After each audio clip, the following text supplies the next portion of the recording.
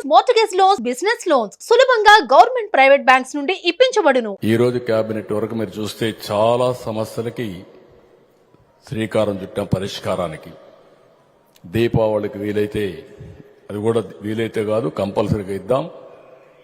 మరొక కార్యక్రమానికి ఏదైతే గ్యాస్ ఇస్తానో, ఉచిత గ్యాస్ ఇస్తాన్నామో దీపావళికి శ్రీకారం చుడుతున్నాం. మొదటి గ్యాస్ కనెక్షన్ ఆ రోజు ఇస్తాం, దానికి కూడా శ్రీకారం చుడతాం.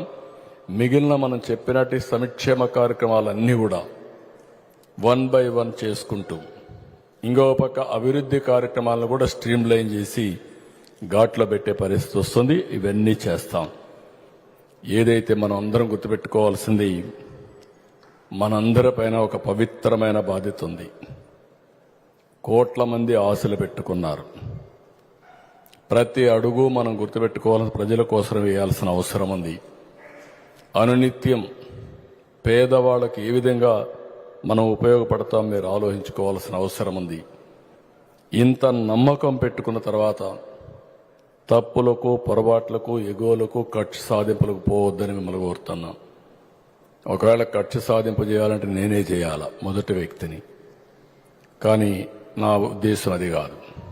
కానీ అదే మరి చెప్తున్నా, తప్పులు చేసిన వాడిని మాత్రం వదిలిపెట్టే సమస్య లేదు. చట్ట ప్రకారం ఎవరిని శిక్షించాలో ఆ శిక్ష జరుగుతుంది. కానీ చట్టాన్ని మన చేతల్లోకి తీసుకోవాలన్న ఆలోచన మనకొద్దు. ఈ విషయం కూడా మిమ్మల్ని అందరినీ కోరుతున్నాం. రెండోది, ఎన్నికల ముందు ఈ 100 డేస్లో మీరు చూపించిన సమన్వయం అమోఘం. ఈ సమన్వయం ఇంకా మెరుగుపరుచుకొని మనం ముందుకు పోవాల్సిన అవసరం ఉంది. ఇక్కడ డిఫరెంట్ పొలిటికల్ పార్టీస్ ఎమ్మెల్యేలు ఉన్నాం.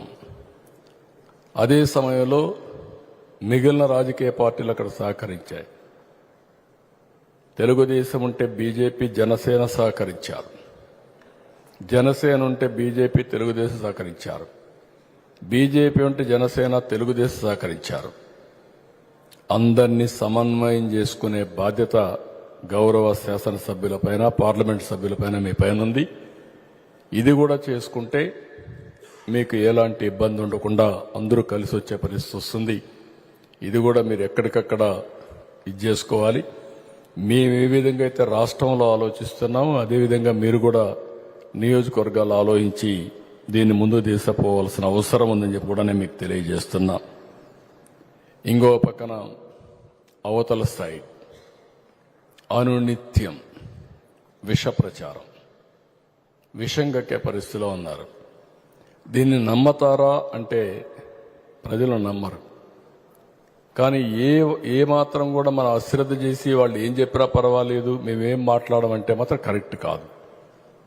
మనం చేసే పనులు చెప్పుతూనే, చేసిన పనులు చెప్పుకుంటూనే, చేయబోయే రోజుల్లో కూడా ఏం చేస్తాం అన్నీ చెప్తూనే వాళ్ళకు కూడా సరైన సమాధానం, ఏదో వ్యక్తిగత విమర్శలకు పోవడం కాదు. కానీ వాళ్ళు చేసే దాంట్లో వాస్తవం లేదనేది ప్రజలకు అనునిత్యం మీరు చేయాల్సిన పని ఉంది. అది కూడా చేస్తారని చెప్పి నేను మిమ్మల్ని కోరుకుంటున్నాం.